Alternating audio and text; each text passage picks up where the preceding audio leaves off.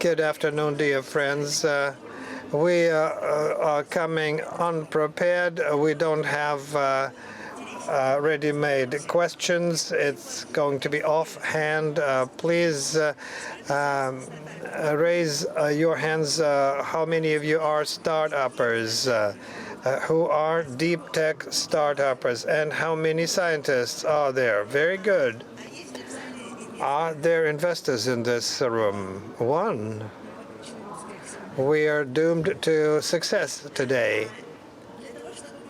For us to learn a little more about the speakers than just their affiliations, I'll ask them to tell any of the interesting three facts about themselves. I can tell about myself that I know Eugene Onegin by heart, and we've developed the first non-chemical anti-cancer drug. Now, let me tell about myself. I once took 8th place in the yacht championship of Turkey. I also bought my personal car in Vladivostok and drove it to Moscow. Three facts about me, Sergei.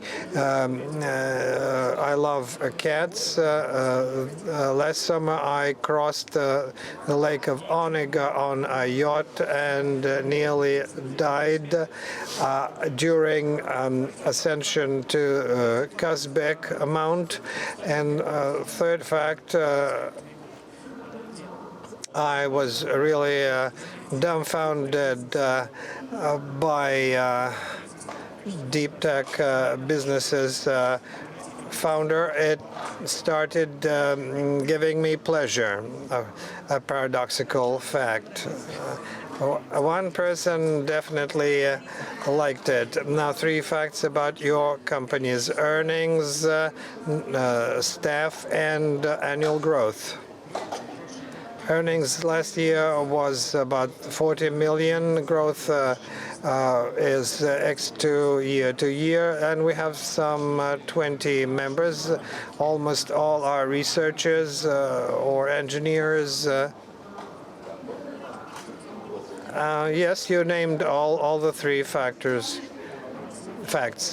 Our last year's earnings was 135 million, and we hope this year we make 200 million. We have 35 people of personnel. We have two big clusters, developers. We're not only a deep tech, but also an IT company. And the second cluster are science-intensive engineers who are specialists in certain fields of expertise. You are both workers of Scienc. Well, formally, I'm one formally, but being in Scienc, you created your own companies. How did it happen that after working in Scienc, you started a company?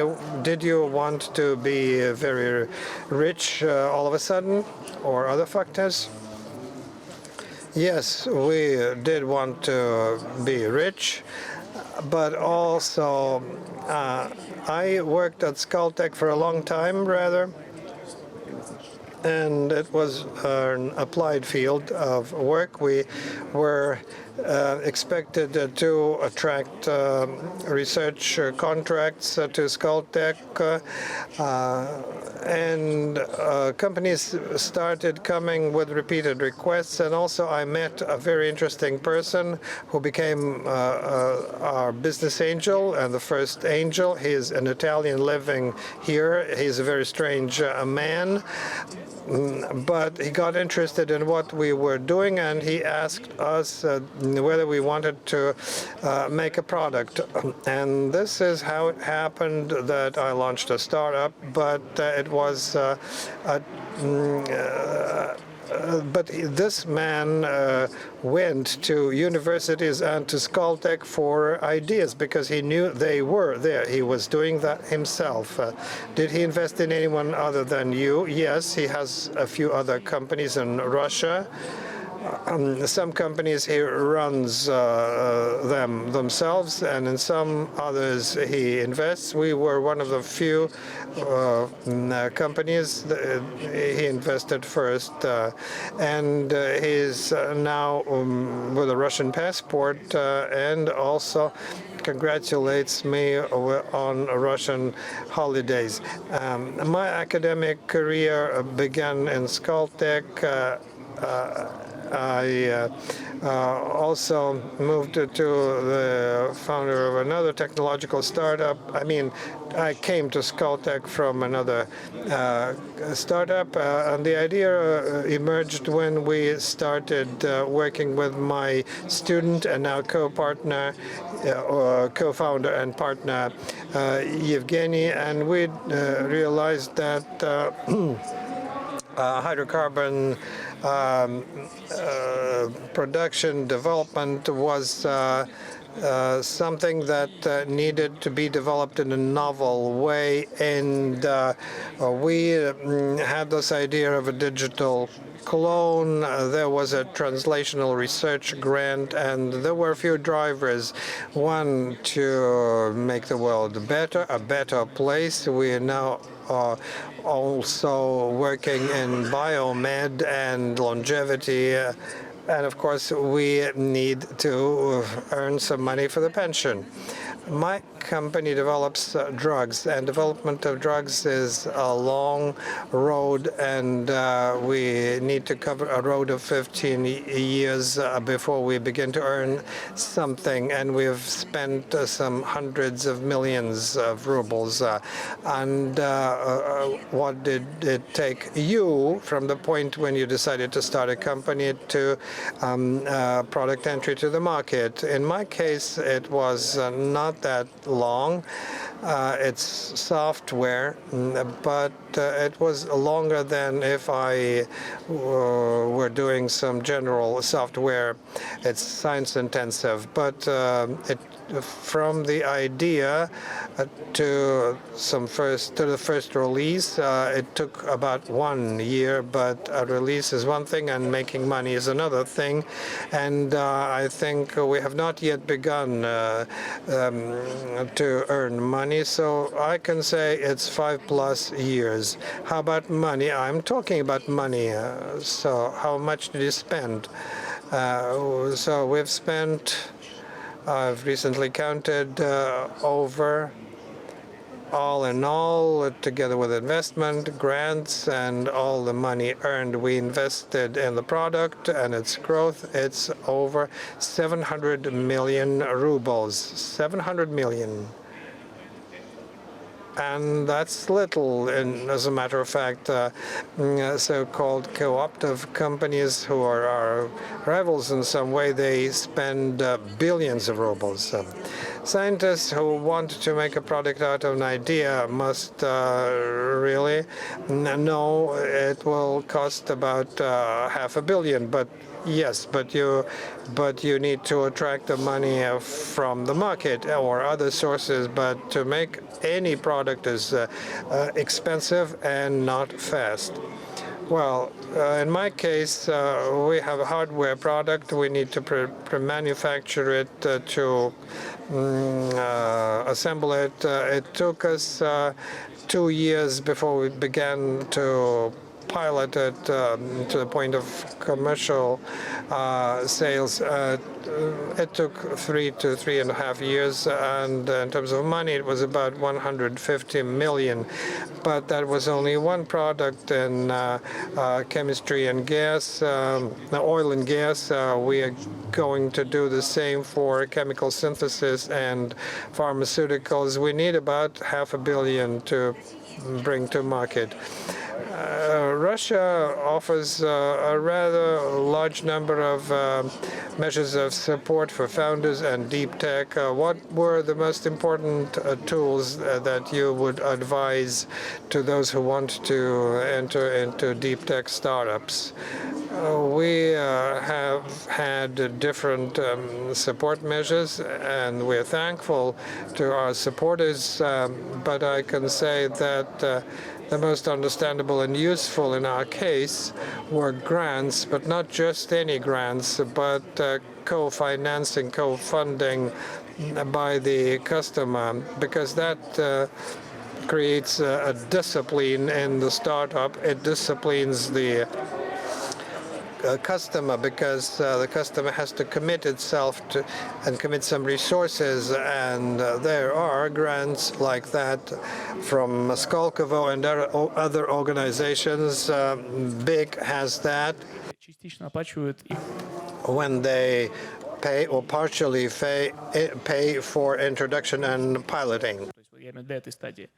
When you already have something. There are development grants too, but they may be very toxic money, because money, some windfall money, not issued for something specific, but for development in general, can really ruin a startup. So you need to have an experience in handling that money. So you don't advise taking it, not immediately. There are companies that offer consulting services on how to complete a request, but better it's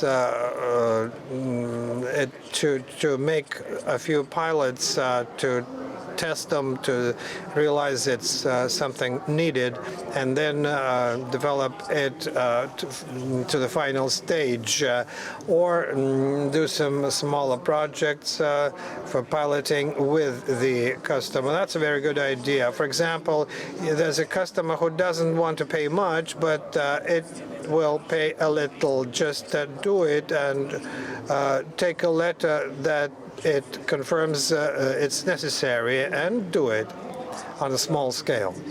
I think we need to use all measures of support, but as a matter of fact, it depends on the stage. There are university studios, innovation funds of Skolkovo. Those grants are small enough, up to 10 million rubles. In some cases, it's enough, in some not. The next level of grants issued by Trade Ministry, FRP, and so on, they amount to some 50 million or more, but then they require earnings starting from 100. And then there are large corporate or state venture funds that are ready to take risks and enter at an early phase and to assess companies in terms of future earnings, not past earnings. And as regards the state, you need to discuss this gap between 50 and 100 million. There are little sources to cover it. What do you think about accelerators? There are many accelerators. How efficient is it to enter into an accelerator? I think it's mandatory, although Skoltech works very tightly with the entire industry. But when our idea emerged to find an expert within the company who is ready to risk and try the new technology, it was very difficult. And when we accessed the Industrix accelerator, they helped us a lot, because there's an internal mechanism of looking for a customer inside a company. So yes, do take part in accelerators. It helps you shape the product to provide the case for it, and that's a mechanism you must use. I will support that idea. I have also taken part in Industrix, and there are two different types of accelerators. Some are purely venture accelerators that are not linked to any company, and they are conducted by one or several funds with mentorship and pitching, but they won't bring you to any customer. It's a road to fundraising. That's useful, but As I said, in the first place, you need to think about the product, the business, and the accelerators that are corporate accelerators under some company are an extremely useful thing. And my deep respect to those who do that. Our first project, our first pilot with Ural Kali company, we won the accelerator track with them, and they have an internal corporate competition for projects. Someone wins it, and on the other hand, startups and teams compete to deal with the task. Those who've won need to live up to trust placed in them, and the startups want to do better. And for B2B startups, the most difficult thing is to find the people you need inside a corporate, and it's important, it's key to find the right people. Corporate accelerators is the ideal tool. For B2B startups, yes. How about deep tech startups? The market is very small for them, for most of them. How do you access foreign markets? What have you done to try and enter those markets? Well, there are many accelerators, both corporate and government run. Well, we had one that operated through Saudi Arabia, and it functioned in University, and it helped us find customers in the Middle East, and helped find partners to work with further. Direct access to foreign customers is complicated, so try to access them with partners, and you can find such partners at accelerators. We have some experience of working with China, and through interaction with universities, somewhere at the level of accelerators, and most often some accelerators of major companies. These were the mechanisms that helped us. A slightly different experience, and the product is different. First, yes, the market is small. The Russian market is really small, and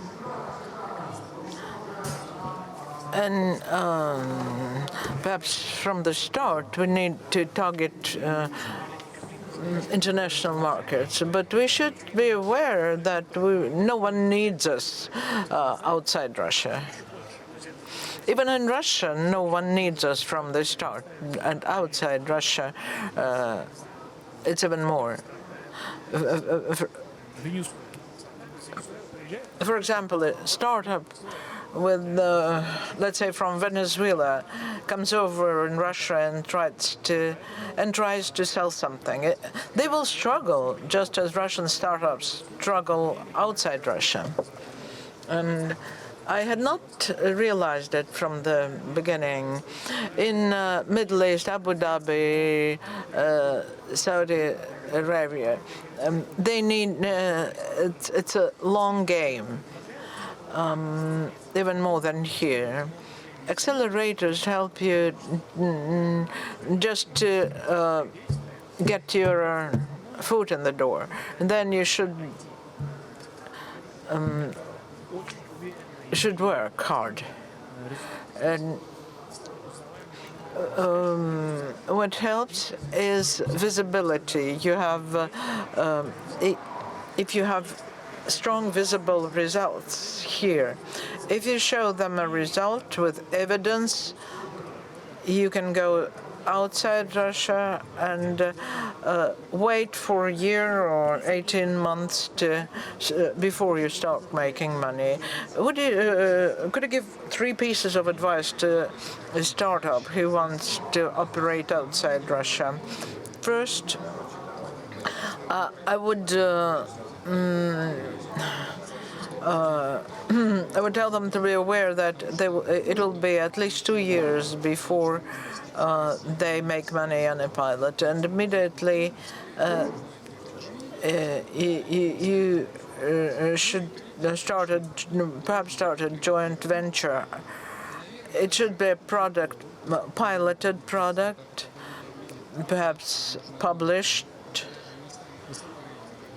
and in good journals, maybe not the first-tier journal, but some good journals, respectable journals. You should earn a good name, spend a fair amount of money, and come a long way before you launch your first commercial product.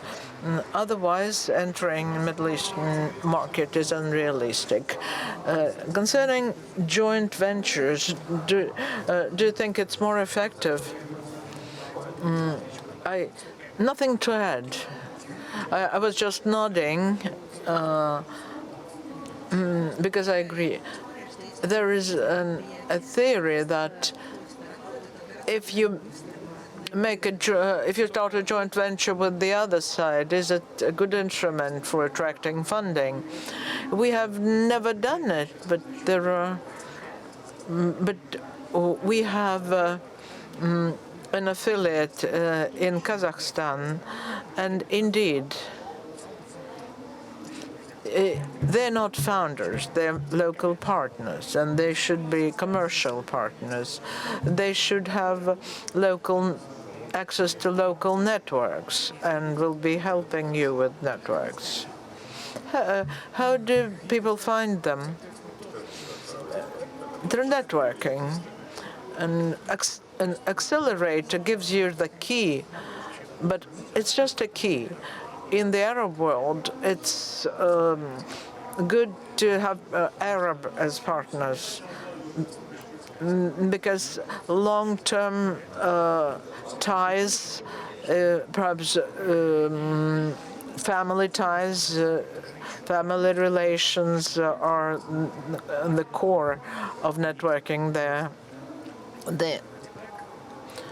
DPEC in Abu Dhabi are investors who go out and look for where to invest. And the only challenge is to find the right people. And it's easy to find people, but you need to be able to pick the right people. And you should find someone who understands the local market and is prepared to invest at least in marketing. Generally, when I started developing my company, I realized that if someone approaches you and tells you, let's sell something together, but that's not, that won't work. What will work is when someone comes over to you and they are prepared to contribute something, to give you money. Someone who approaches you and doesn't give you money probably won't help. Can a scientist be an entrepreneur? We need to differentiate between fundamental science, when someone does basic research all their life, but there is applied science, and perhaps an applied scientist will have an easier job because they actually should be they're in a good place to commercialize their products. Maybe it's not for everyone, but that's something worth trying. Often it brings good results. We can look at the global practice. It's an interesting path for a scientist to create something, but before you try, you won't understand. Sergei, what do you think? dollar unicorn companies in 96% of cases have been founded by people with fundamental education, mathematicians, physicians, etc., or people with MBA, someone with a college, with a university degree. There is intelligence. Someone who has a degree in a fundamental science, people who from childhood have an inclination to serious science, especially as sophisticated as maths, like Bauman University, where I earned my degree. And these people do not need to be scientists, but they have a good brain. And entrepreneurs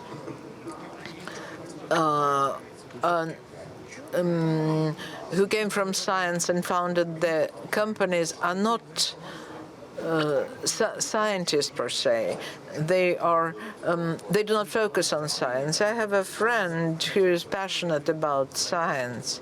He said, "Oh, look at the equations I created. Why? I described a spin, an electron spin." In it, I asked why, what for? He says, I just like it. And when I suggested that for him to go into business, he says, but that won't leave me time for science. I wanted to make him head of one of my projects, but he said he won't have time for science. So there are scientists who are passionate about science, and they will probably not work for your company, lead your company, but they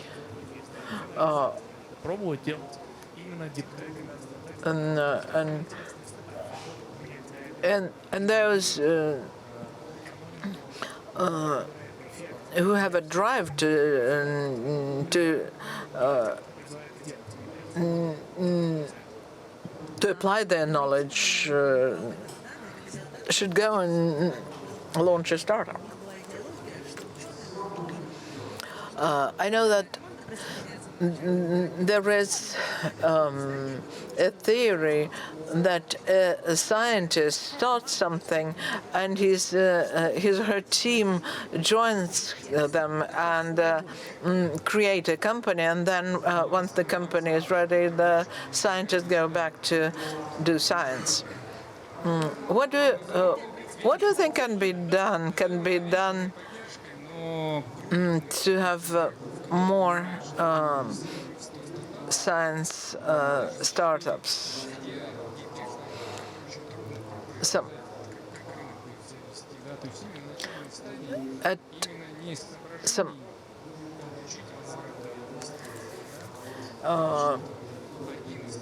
What is needed is investors who invest in science startups, not because they expect a return. At that stage, you may not even get any returns. In Russia, there are very few such investors. There are some grants, very small grants are available up to $10,000, which is very little. I know that university have set up startup studios. When I was in university, none existed, but now there are startup studios where students can practice commercializing their products. So I would say the investors should have a higher risk tolerance, and they should be prepared to invest more money in science startups. I agree with you generally, but to add, most money in Russia is concentrated in government agencies or big companies which are linked to the state. Venture investors and business angels do not have much money to support deep tech startups. Deep tech startups need a lot of money. They need a lot of investment, and they face high risks. What is already being done, actually there have been progress because nothing was available earlier before, but public-private partnership with mostly public money, with mostly government money, or money managed, government money managed by some university or institution. This might work, but the money should be rechanneled for a deep tech. In investing in 100 million rubles in tech startup is more or less tangible. 3 million rubles is no investment.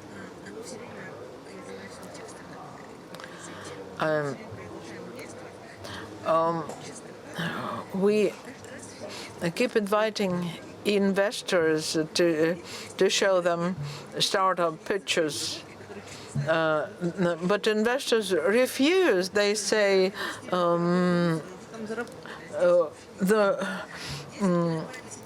medical research will take a lot of time to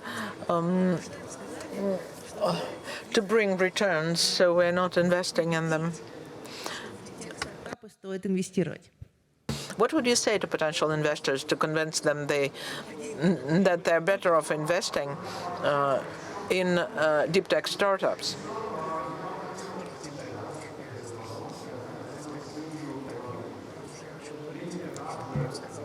What I would say,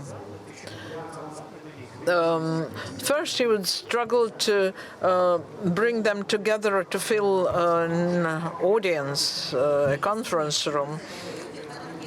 They are few and far between, not necessarily deep tech investors. Oh, okay, whatever I say to them, I would say. But what I'm going to say, they hear it every day. Ladies and gentlemen, if you invest in deep tech here in Russia, you're very brave people, very courageous. Let's look at the best companies in Russia with the best brains, and we have companies with the best brains, and with these companies can make you tens of millions into tens of billions. A deep tech startup for an investor potentially should bring them multi-zero figures.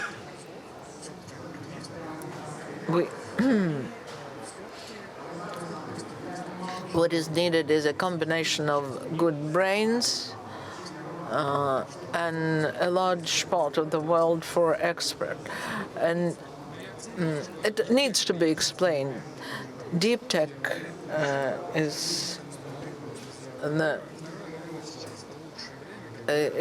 now is perhaps the best time where to invest in deep tech startups, despite the challenging political situation.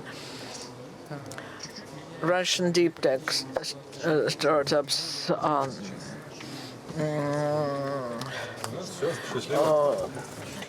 can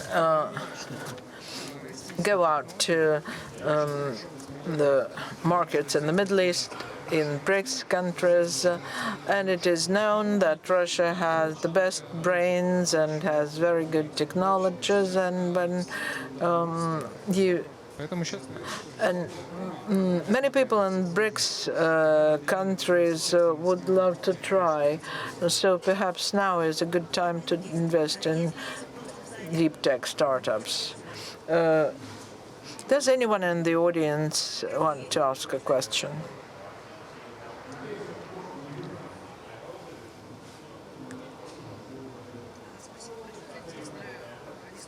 Thank you for this interesting discussion. I'll try to formulate my question.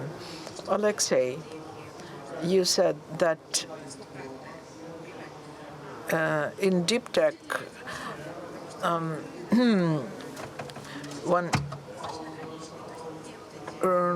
multiplying your revenue 100-fold is realistic. Is it really so? Let's say we now invest 100 million rubles in a chemical company. High-tech startups have a good prospect of commercialization as opposed to not high-tech startups. There is the potential and there is demand for technology worldwide. And if good technology is competitive and is pursued by a good team, I think the outlook is good. Do you have any examples of Russian companies? I need to think any deep tech companies.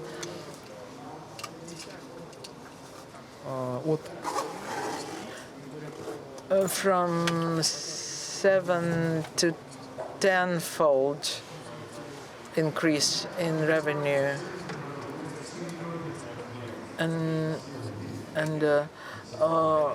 don't want to boast, but our company is the estimate on the last round on our company is 10-fold. And then there are companies that have grown tenfold in valuation.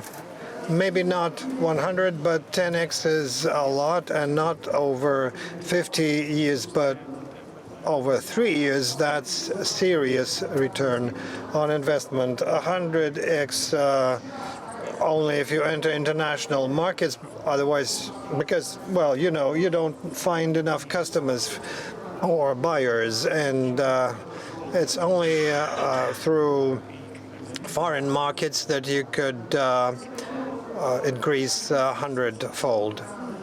Thank you very much for your wonderful event.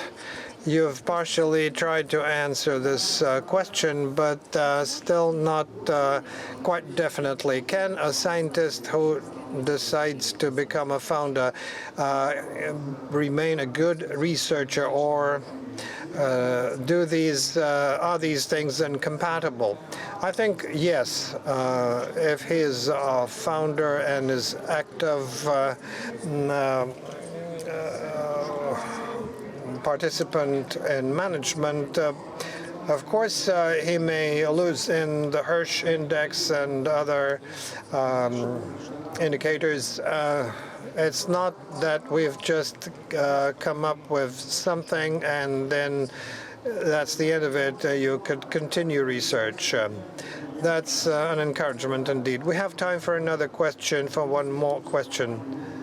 Someone in the back is willing to ask a question. Thank you very much for this conversation. My question is simple and difficult at the same time. It's a problem for many investors that want to enter into science and consider scientific startups. It's translation from one language to the other, and a matter of understanding whether the startup team is going to develop some research and make a new discovery, or just dispense the budget? Is there a professional code of ethics that helps future investors to feel or to play safe, or at least understand what rules of the game they can count on? Of course, you could probably develop some AI agent to assess that.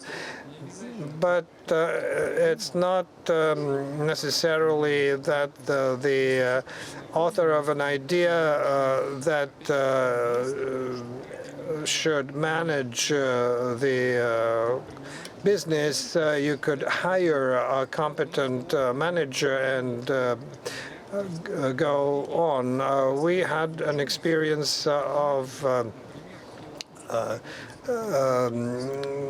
combining scientists and entrepreneurs who are tired of working in big business.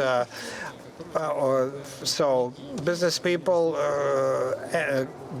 are matched with scientists and researchers, and if understanding emerges, then investment goes into those scientific startups. It's the kind of initiatives when entrepreneurship can be combined with science. Of course, the final answer to whether this is going to be a successful investment is a difficult thing.